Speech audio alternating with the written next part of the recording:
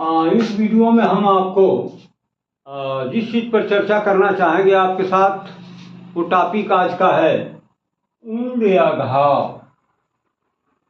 ये ऐसा जाना पहचाना नाम है जिसको पहले से भी आप जानते हैं। तो ऊंड क्या है और यह कितने प्रकार का होता है, इसके लक्षण क्या होते हैं और इसका प्राथमिक उपचार कैसे किया जाए, क्योंकि यह आए दिन की एक प्रॉब्लम है, एक स्वास्थ्य समस्या है।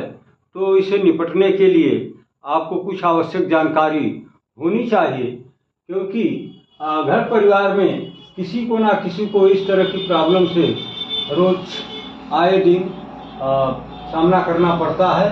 तो आइए सबसे पहले हम ये जानने का प्रयास करेंगे कि ऊंड क्या है, या हिंदी में जिसको बोलते हैं घाव क्या है। तो जो ये स्किन है इसमें डिसकंटिन्यूटी हो जाए, यानी इसमें कहीं ब्रेक हो जाए, तो उसी को घाव कहते हैं या वुंड कहते हैं। यह आंतरिक कंडीशन में भी हो सकती है, माने एक्सटर्नल भी हो सकती है और इंटरनल भी हो सकती है। तो चाहे वो इंटरनल हो चाहे एक्सटर्नल हो, है तो वह घाव ही, है तो वह वुंड ही, और उसका मैनेजमेंट यानी उसका उपचार, उसकी देखभाल तो आपको करना ही पड़ेगा ना। और उसके लक्षणों को जानते रहेंगे तो आप समझ जाएंगे कि हाँ एक किसी न किसी तरह की एक ऊंड है और इसको हमें प्रॉपर तरीके से मैनेज करना होगा, अन्यथा काफ़ी मुश्किलें बढ़ सकती हैं। तो ऊंड के बारे में आपने जाना कि त्वचा या ऊतक का जब क्रम जो कंटिन्यूटी है वो डिसकंटिन्यूटी में कन्वर्ट हो जाए, ब्रेक डाउन में चली जाए, यानी कुल कहने का मतलब यह है कि त्वचा में जब कहीं कट हो जाए तो त्वचा के दो पार्ट हो जाएंगे, बीच में एक रेखा बन जाएगी, उसी को हम कहते हैं ऊंड। ये ऊंड इंटरनल भी हो सकती है और एक्सटर्नल भी हो सकती है। ये शरीर के बाह्य भाग में भी हो सकती है और अंतः में भी हो सकती है। तो आइए इसके प्रकार को हम देखें। एक कई प्रकार की होती है, एक होती है ओपन ऊंड, खुली घाव, और दूसरी होती है क्लोज्ड ऊंड यानी बंद घाव। तो एक घाव तो वह है जो सामने से बिल्कुल आपको दिखती है, और दूसरी घाव क्या है जो बाहर से दिखती नहीं, उसके लक्षण दिखते हैं। तो ओपन ऊंड में क्या होता है, त्वचा के क्रम का टूट जाना। यदि त्वचा में किसी तरह का क्रैकनेस हो गया, स्क्रैचिंग हो गई, तो त्वचा का क्रम टूट जाता है और वो डिसकंटिन्यूटी में चली जाती है। तो इसको हम नाम देते हैं ओपन ऊंड, ये खुली हुई घाव। जो दूसरी वैरायटी इसमें बताई गई वो है क्लोज्ड ऊंड।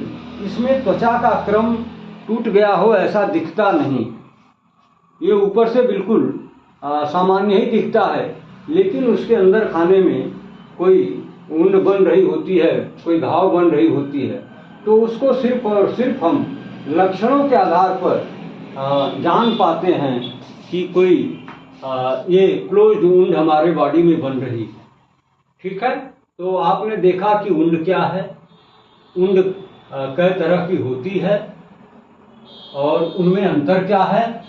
अब इसके लक्षणों पर हमें ध्यान देना होगा कि यदि एक्सटर्नल या इंटरनल ऊंड अगर कहीं है तो हमें क्या क्या लक्षण दिखेंगे। तो सबसे पहला लक्षण तो ये दिखता है जो अफेक्टेड पार्ट है, जहाँ पर ये ऊंड की लोकेशन है वहाँ पर रेडनेस हो जाएगी, स्वेलिंग हो जाएगी, यानी लालिमा हो जाएगी। वहाँ का जो भाग होगा वो लाल हो जाएगा, रेड हो जाएगा, और वहाँ पर इन्फ्लेमेशन दिखाई देगा, यानी सूजन दिखाई देगी।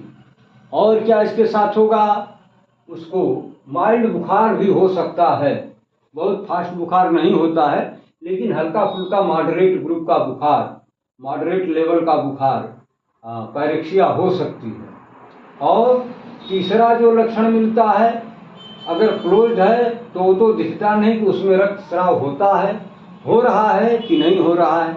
लेकिन जो ओपन वुंड है उसमें तो रक्त अगर निकलता है, ब्लीडिंग हो रही है, रक्त स्राव हो रहा है, तो नेकेड आई वो चीज़ दिखती है। तो आपने देखा कि पहला लक्षण इसमें जो मिलेगा वो होगा अफेक्टेड पार्ट पर, या जो प्रभावित भाग है वहाँ पर रेडनेस हो जाएगी, लालिमा हो जाएगी, और क्या हो जाएगी, स्वेलिंग हो जाएगी यानी सूजन हो जाएगी। और क्या मिलेगा, माइल्ड डिग्री का बुखार हो जाएगा, माने मध्यम श्रेणी का बुखार वहाँ पर मिलेगा। और क्या मिलेगा, रक्तस्राव। लेकिन ये रक्तस्राव यदि एक्सटर्नल वुंड के द्वारा है तब तो ये रक्तस्राव आपको नेकेड आई दिखेगा कि हाँ ब्लीडिंग हो रही है, रक्त निकल रहा है। लेकिन यदि ये इंटरनल वुंड है तो रक्तस्राव होता तो है लेकिन वो दिखता नहीं है। और क्या मिलेगा इसमें, ये जो अफेक्टेड पार्ट है वो पेनफुल होगा यानी वहाँ पर दर्द की फीलिंग होगी।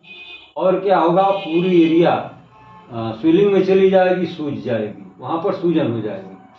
तो ये इसके कुछ मुख्य लक्षण हैं जिनके आधार पर आप जान पाते हैं कि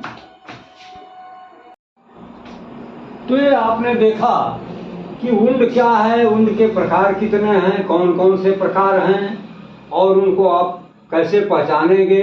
तो उनके पहचानने का एक ही तरीका है कि इनके लक्षणों को आप ध्यान दें और लक्षणों के आधार पर आप पहचान पाएंगे कि ये इंटरनल वुंड है या एक्सटर्नल वुंड है। और ये सब लक्षण ही आपको डायग्नोसिस तक ले जाएंगे। अब आइए हमें देखना होगा कि अगर ये वुंड हमारे सामने किसी को है तो फिर इसको हम कैसे उपचारित करें, कैसे इसको मैनेज करें और उसको कैसे रोकने का प्रयास करें, क्या करें। तो सबसे पहले जो उपाय हमें करना चाहिए, यदि वुंड ऐसी है जिससे ब्लीडिंग हो रही तो हमें करना क्या चाहिए, उस घाव को हथेली से दबा करके कुछ समय तक रखना चाहिए ताकि ब्लीडिंग रुके और थक्का बने तो ब्लीडिंग रुक जाएगी। और क्या करना चाहिए, घाव को इन्फेक्शन से बचाने के लिए अपने हाथ साबुन पानी से धोकर घाव को विसंक्रमित तकनीक से साफ करने के बाद ही घाव को कवर करना चाहिए। यानी जब आप घाव को केयर करने जाते हैं, उसको मैनेज करते हैं तो सबसे पहले हमें ये ध्यान रखना होगा कि इस घाव को कोई अगर इन्फेक्शन से न भेंट हो जाए और कोई इन्फेक्शन न फैल जाए। तो इसको करने के लिए हमें क्या करना होगा, सबसे पहले जो इसके उपचार में लगा हुआ है उस व्यक्ति को अपने हाथ साबुन के पानी से धो करके पहले साफ कर लेना चाहिए और जो विसंक्रमण की तकनीक है उसके बाद ही उसको फॉलो करने के बाद ही घाव को कवर करना चाहिए, टच करना चाहिए या जो कुछ भी आप करते हैं। तो इससे क्या होगा कि इन्फेक्शन से आप बचा सकते हैं। तीसरा जो इसमें पॉइंट बताया गया, प्रभावित भाग को हिलने डुलने से रोकना चाहिए ताकि कोई अदर कॉम्प्लिकेशन न पैदा हो जाए। हिलने डुलने से मूवमेंट करने से क्या होगा, ये ब्लीडिंग जो है बढ़ सकती है। तो इसको रोकने के लिए हमें क्या करना चाहिए, जो प्रभावित भाग है उसको हिलने डुलने से रोक देना चाहिए। और क्या करना चाहिए कि प्रभावित भाग को ऊपर उठाकर रखने से सूजन को रोका जा सकता है। यानी यदि संभव है या फिर ऐसे पार्ट पर ये वुंड हो गई है जिसको ऊपर उठा करके रखा जा सकता है, अगर ऐसा संभव है तो हमेशा उस अफेक्टेड पार्ट को ऊपर की तरफ उठा कर रखना चाहिए ताकि वहाँ पर फ्लूइड एक्युमुलेशन नहीं होगा तो सूजन भी नहीं होगी। ठीक है, तो इस तरह से हम इसके प्राथमिक उपचार में जो जो उपाय करेंगे वो आपको डिटेल से बात कर ली गई। अगर आपको इसमें कोई कंफ्यूजन है तो आइए सरसरी तौर पर एक बार हम इसको रिपीट कर लेते हैं। वुंड क्या है, तो घाव या त्वचा या ऊतकों के क्रम का टूट जाना यानी उसमें डिसकंटिन्यूटी का हो जाना ही क्या कहलाता है, वुंड या घाव कहलाता है। यह घाव इंटरनल भी हो सकती है और एक्सटर्नल भी हो सकती है। ये दोनों तरह की हो सकती है, चाहे हो जैसी भी, लेकिन घाव तो घाव है। इसे हमें मैनेज करना होगा, इसे हमें पहचानना होगा, इसकी डायग्नोसिस बनानी होगी। फिर आइए हम देखते हैं कि ये कई तरह की होती है। तो मुख्य रूप से घाव को हम दो ग्रुप में बांटते हैं, एक होता है ओपन वुंड और दूसरा होता है क्लोज्ड वुंड। ओपन वुंड वह होता है जो त्वचा पर आपको डिसकंटिन्यूटी दिखती है, उसको कहते हैं ओपन वुंड। और जो त्वचा सामान्य दिखे लेकिन उसके अंदर खाने में कोई उंड बन रहा है तो उसको नाम देते हैं क्लोज्ड उंड, वो दिखता नहीं है। ठीक है, अब आइए इसके लक्षणों की हम बात करें। तो सबसे पहले जो लक्षण आपको मिलेगा, जो अफेक्टेड पार्ट है, जहाँ पर उंड की लोकेशन है, वहाँ पर आपको क्या मिलेगा? स्वेलिंग मिलेगी, रेडनेस मिलेगी, यानी वो भाग लाल हो जाएगा और वहाँ पर सूजन दिखाई देगी। और क्या होगा? माइल्ड श्रेणी का बुखार हो जाएगा, या फिर मॉडरेट रख जा सकता है, लेकिन सीवियर फीवर की प्रॉब्लम नहीं होती है। और क्या होगा? यदि एक्सटर्नल वुंड है, स्किन कटा हुआ है, डिसकंटिन्यूटी उसमें हुई है, तो ब्लीडिंग तो होगी, यानी रक्तस्राव भी इसका एक प्रमुख लक्षण है। और क्या होगा? जो अफेक्टेड पार्ट है वहाँ पर दर्द भी होगा और स्वेलिंग भी होगी, सूजन भी होगी। अब आइए इसको हम कैसे उपचारित करेंगे, कैसे इसको मैनेज करेंगे, कैसे इसका ट्रीटमेंट करेंगे। ये जानने के लिए हमें सबसे जो पहली उपाय सामने आती है वो होता है कि यदि ब्लीडिंग हो रही है तो ब्लीडिंग को रोकना बहुत जरूरी है, अन्यथा और उसके लिए काफ़ी मुश्किलें हो सकती हैं पीड़ित व्यक्ति को। तो रक्त स्राव को रोकना आपकी पहली प्राथमिकता होनी चाहिए। और इसके लिए आपको करना क्या है कि हथेली अपनी उस उंड पर रख करके कुछ समय तक दबा कर रखें, ताकि ब्लीडिंग न हो और अंदर अंदर ब्लड की क्लॉटिंग हो जाए। दूसरा जो उपाय बताया गया वो है, घाव को अदर इन्फेक्शन से बचाने के लिए जो व्यक्ति उसकी केयर कर रहा है, जो उसको मैनेज कर रहा है, उसका एक कर्तव्य बनता है, या फिर उसकी ये चेतना है, उसकी ये जागरूकता होनी चाहिए, या उसको ये जानकारी होनी चाहिए कि उसको टच करने के पहले अपने हाथों को साबुन के पानी से धो ले, और विसंक्रमण के जो तकनीक बताए गए हैं उनको फॉलो करने के बाद ही वो घाव को कवर करे, टच करे, साफ करे, जो भी करे। इसके बाद जो तीसरे नंबर का उपाय बताया गया है, वो प्रभावित पार्ट को, यानी जिस लोकेशन में वुंड है, उस भाग को हिलने डुलने से भरसक तो रोकना चाहिए, नहीं तो कोई दूसरा और भी कॉम्प्लिकेशन हो सकता है जिससे उसकी मुश्किलें बढ़ सकती हैं। और क्या करना चाहिए? यदि संभव हो, यानी वुंड ऐसे बॉडी पार्ट पर हो जिसको ऊपर उठाकर रखा जा सकता हो, तो हमें उसे ऊपर उठाकर रखना चाहिए, ताकि वहाँ पर ये जो फ्लूइड एक्युमुलेशन है इससे बचा जाए। अगर फ्लूइड एक्युमुलेशन नहीं होगा तो वहाँ पर होने वाले सूजन को हम रोक सकते हैं, या बहुत माइन्यूट कर सकते हैं, कम कर सकते हैं। तो ये रहा वुंड। लेकिन साथ ही एक दूसरा भी हम आपातकालीन स्थिति में आपको ले चलेंगे। वो क्या है? एक्यूट रेस्पिरेटरी फेल्योर, माने एकाएक ये जो रेस्पिरेशन है ये फेल कर जाए, यानी सांस लेने में प्रॉब्लम्स हो जाए। कैसे? तो इसको हम कहते हैं एक्यूट रेस्पिरेटरी फेल्योर। यानी इस आपात स्थिति में होता क्या है कि कारण चाहे जो भी हो, लेकिन जो पीड़ित व्यक्ति है वो इतना असमर्थ हो जाता है कि अपने शरीर के अंदर इकट्ठा हो गई कार्बन डाइऑक्साइड को बाहर निकालने में फेल हो जाता है, असमर्थ हो जाता है। परिणाम यह होता है उस व्यक्ति के शरीर में क्या होता है? वो हाइपोक्सिया में चला जाता है, यानी उसके बॉडी में ऑक्सीजन का लेवल काफ़ी गिर जाता है, घट जाता है, कम हो जाता है। और इससे दुष्परिणाम इसका ये होता है कि हमारे शरीर में तमाम तरह की मेटाबॉलिक एक्टिविटी चलती रहती हैं, जिनके लिए ऑक्सीजन का जो लेवल है वो सामान्य होना चाहिए। यदि पर्याप्त मात्रा में ऑक्सीजन बॉडी में नहीं है तो ये मेटाबॉलिक की क्रियाएं, एक्टिविटी जो हैं ये प्रभावित होती हैं, और क्या होता है? बहुत सारे डिस्टरबेंस पैदा हो जाते हैं। ठीक है, तो इसको हम कहते हैं एक्यूट रेस्पिरेटरी फेल्योर। हमारे ख्याल से अब आप समझ गए होंगे, न समझे होंगे तो आइए एक बार रिपीट करके आपको समझा देते हैं।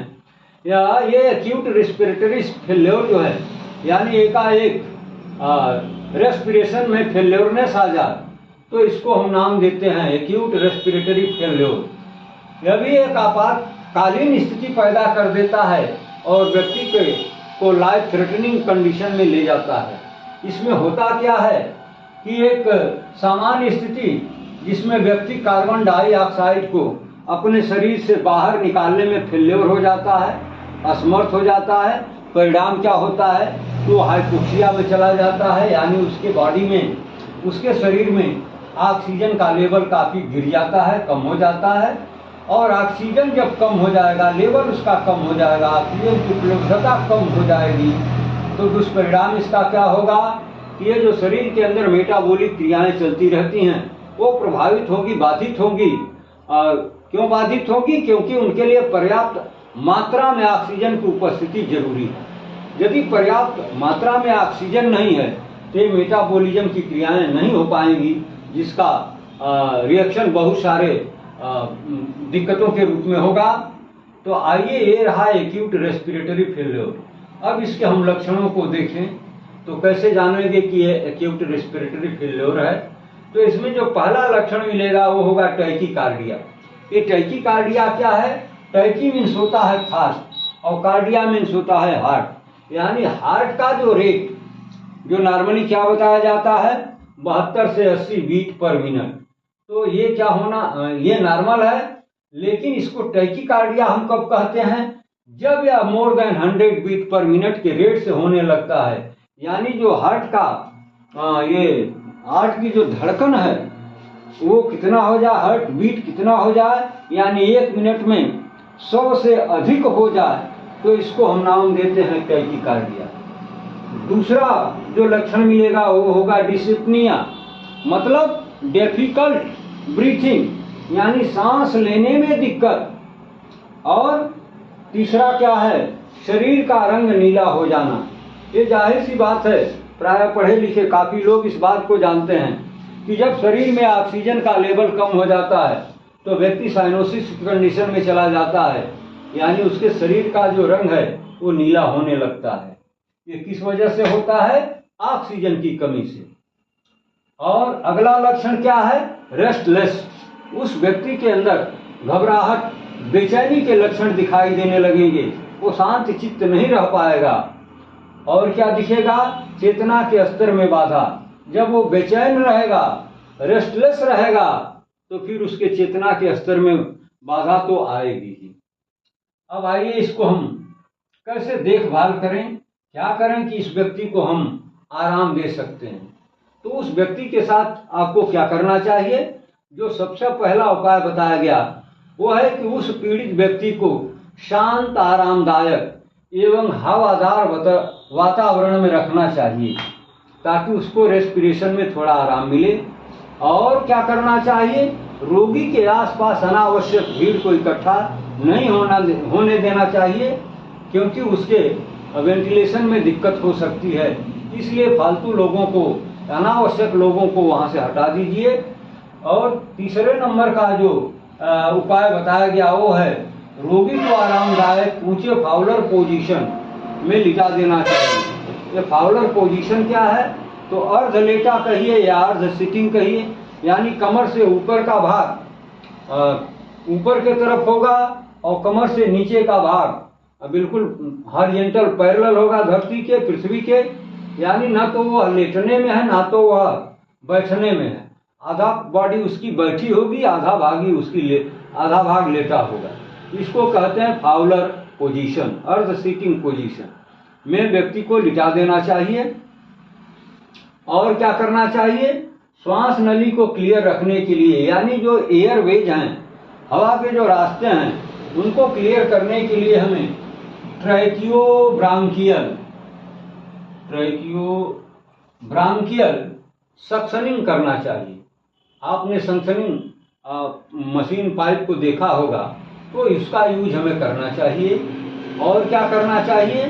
रोगी को गहरी सांस लेने एवं खांसने के लिए प्रोत्साहित करते रहना चाहिए। रोगी को आपको बार बार कहना चाहिए कि भाई आप डीप ब्रीथिंग करिए, गहरी सांस लीजिए और खांसिए, खांसने से कुछ निकलेगा तो आपको आराम मिल जाएगा। और क्या करना चाहिए? आवश्यक हो तो इंडोट्रैकियल इंट्यूबेशन भी करना चाहिए एवं कृत्रिम श्वास देने की भी व्यवस्था करनी चाहिए।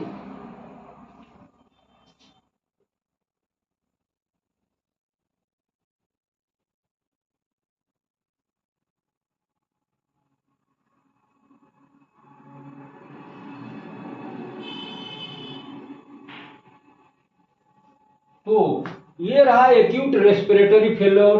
एक्यूटरी रेस्पिरेटरी फेल्योर क्या है? इसमें होता क्या है कि व्यक्ति जो है अपने अंदर इकट्ठा हो गई कार्बन डाइऑक्साइड को बॉडी के बाहर प्रॉपर अमाउंट में निकालने में फेल हो जाता है।